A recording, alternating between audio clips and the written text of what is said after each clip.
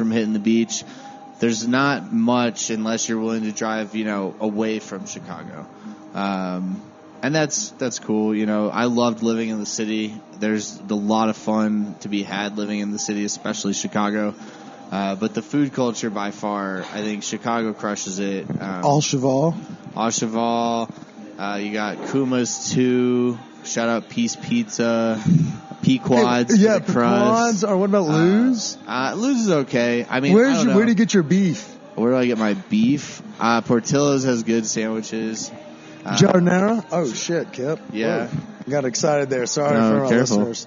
And that kind of gave me a 1 star. I love The Office. So I don't know if you've ever heard of The Office. It's a 16-person speakeasy in the bottom of the aviary, and it's Grant Schatz is like an executive chef at a lot of nice restaurants in Chicago. Yeah. Okay, you know who he is. Okay, cool.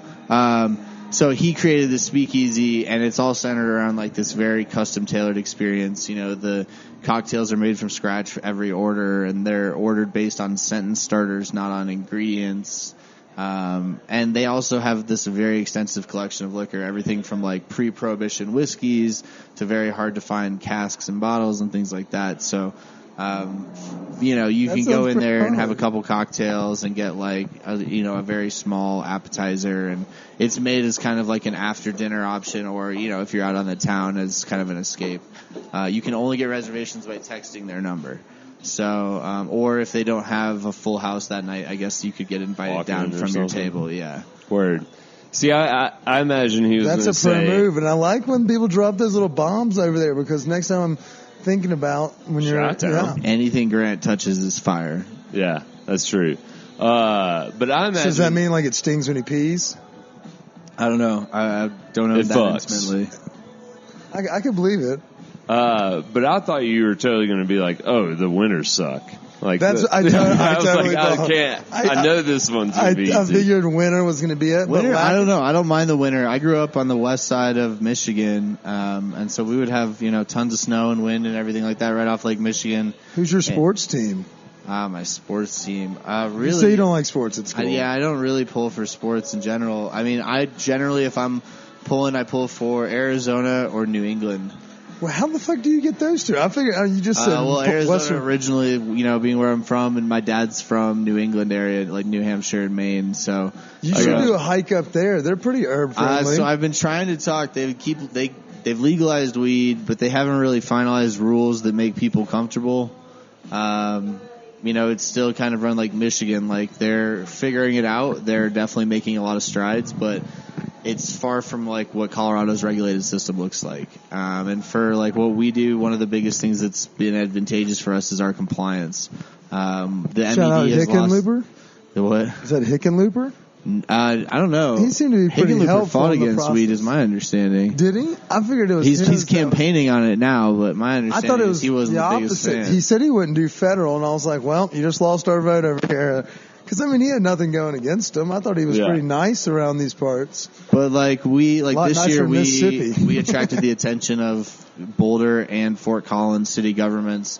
They found out about our hikes, which, is inevitable. We advertise them everywhere. Is that a good thing or a bad thing? It worked out to be a good thing. In the initial email that I got that was basically from the head ranger was like, hey, so we heard you're throwing a weed event in our park. This is not legal. You're not going to be able to do that. And so, after we went back and forth, as we disclaim a lot of the illegal activity, we encourage people, figure it out how to enjoy themselves in a legal way. It's kind of like masturbating on a plane. It's not actually illegal. It's just frowned upon. Well, you got to find a way. I feel like that's a little bit more frowned upon. Yeah. Maybe in 2019, but back in 2017, there were no rules.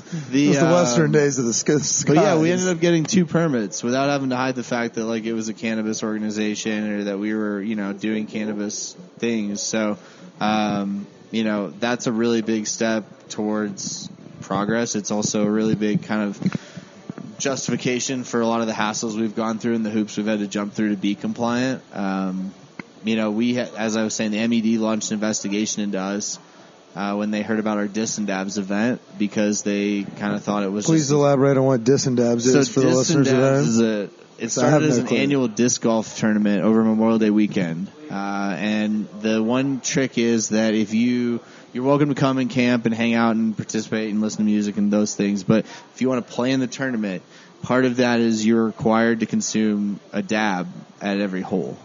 So I'd do my dab per team per hole. So you have 3 people on your team at 6 dabs per person per round. You have 2 days to do 2 rounds. And it's great because you can play at any any really pace. accustomed to taking, a lot of dabs, and we have other people who are pro disc golfers who don't usually smoke that much. Like you got to practice for they this. Dabble in it. You have to practice That's on both ends. fantastic. You got to get your tolerance there. We have people who take naps mid round. Typically around hole 9, hole 10, people start breaking for lunch. They go back to their campsites. And then you have 2 days to complete the whole. It's a 4-day event, but there's 2 days for the tournament. So 1 day per round. You have 18 holes to do per day. I think this is Appetit ought to participate. This is a great concept. We want to.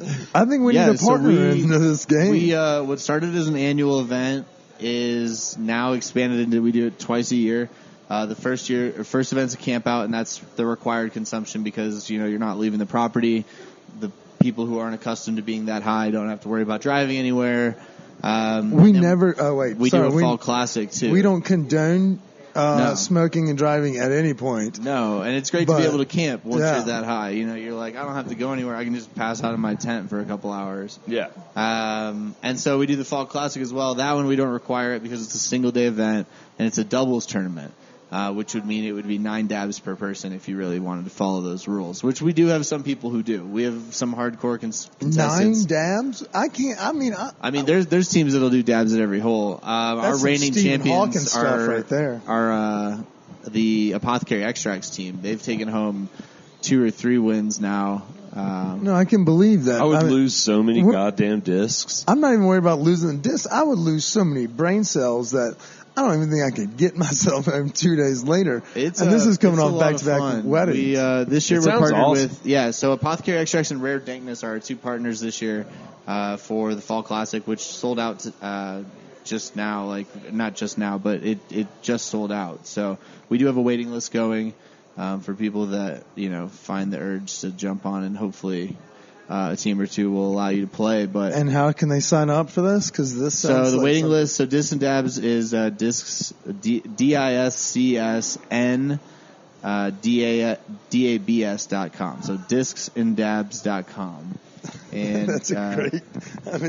So you just come up with fun ways to get high in nature. Yeah, basically, Discs and Dabs started as we wanted to throw a camp out. And we didn't know what people would be doing during the day, so we threw disc golf into the mix. And do you ever have concerts? We don't do concerts, but Disc and Dabs, the camp out, there's live music. We do an adult summer camp, which is a cannabis-friendly summer camp, and that we had live music. Do you have a blob? This year. Do what? Do you have a blob on a lake? Is it that kind of summer camp, or is no? It so this year we totally rented, in that summer camp. Dude, imagine if it was like camp on Camp Hope before Ben Stiller got a hold of it. With the go-karts? I just want to fly it is incredibly hard to rent those summer camps because I can imagine. Well, there's the stigma of if you say you're drinking something, people don't associate a fire risk with it. And whether you're smoking cigarettes or you're smoking weed, when you say, hey, I want to have a bunch of people use the camp, by the way, they're all going to be smoking the entire weekend. Instantly there's all these concerns about fire and, being under the influence while using certain high-risk equipment like high ropes courses and things like that. So we actually lucked out this year and we rented the Sonic Bloom property. So if you've ever been to Hummingbird Ranch, it's a gorgeous property down in southern Colorado. The team down there, they're incredible to work with, and we had live music on the Hummingbird stage for both nights, but we also taught classes all day. We taught blunts and crafts. We taught sustainability. We had cannabis yoga. Hold on. Let me stop you right there. Blunts and crafts. Does that teach people how to roll blunts? It does. Feel like this maybe you would totally sign up for that class. I am so bad at rolling. So bad. Yeah, we started with joints and blunts, just rolling those this year, because last year we did weaves. So we taught everybody how to weave a joint or weave a blunt. So like a basket weave. And the fuck's a bat? So if you looked at it like a woven basket, right? I was looking I around. Understand there's what none around, but the stitching. How do you incorporate crisscrossing? So if you crisscross them enough, you can actually make a wrap, and then you can roll up your blunt or your joint in that wrap. and it looks really cool. And go to our YouTube page. We're gonna upload some of your videos of people doing interesting things to get. I go just the basic route. Shout out to our friends over at Live Well, the clinic, all of them, because right now all the cartridges are just the packs grip and rip. I mean, I can take it anywhere. I can get high right here in this restaurant. Shout out Vape Sickness.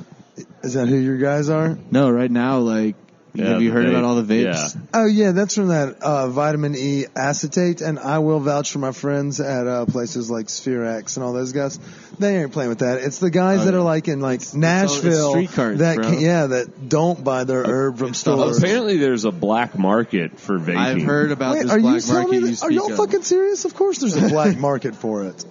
There's a black market for everything. Yeah. I can buy a butt fucking kidney. A bell curve. If I want a kidney, I can buy it on the black market. You think that buying weed that's not actually weed? I mean, y'all remember Spice and K2? People have been smoking not weed for years, so let's not get upset over these 6 deaths.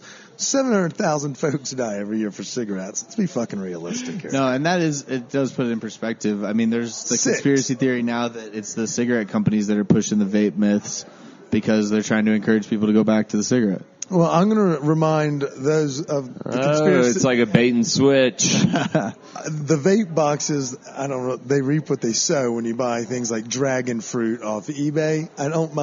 I see why. I feel like that's almost a Darwin situation. No, you got to make it at home, man. Yeah, well, that's even crackier. So, you know what? I mean, I can make fun of you for that. I mean, I'm getting pretty sauced up. I'm fascinated with your job here.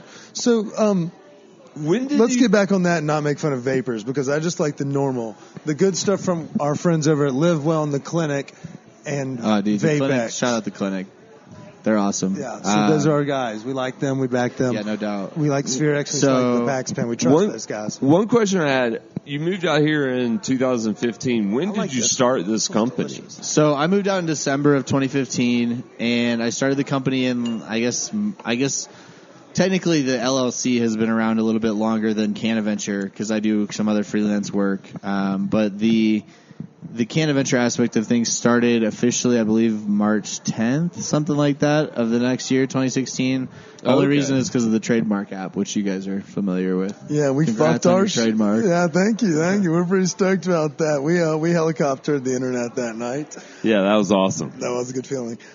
So let me ask you, I'm curious, you mentioned also you're a writer as well, and I used to dabble with the pen as well. Mighty. The most famous article I ever wrote was when Tiger Woods' nudes were leaked, and I mentioned he had like a hammer or something. A lot of people went to our website to read and look at his hammer. Riddle me this. What got you into cannabis writing, and where can we find your work? Like, are you critiquing the weed or what? I write for THC Magazine or Hemp Connoisseur Magazine. You can find them quarterly in Barnes & Nobles across the country. No, there's no more Barnes & Nobles, so where do we find them next? You can find them online as well. They have a digital issue. Lord Bezos? HCMagazine.com. But I also write for Graham, Grassroots America Magazine, and they have a print and a digital copy of their issues.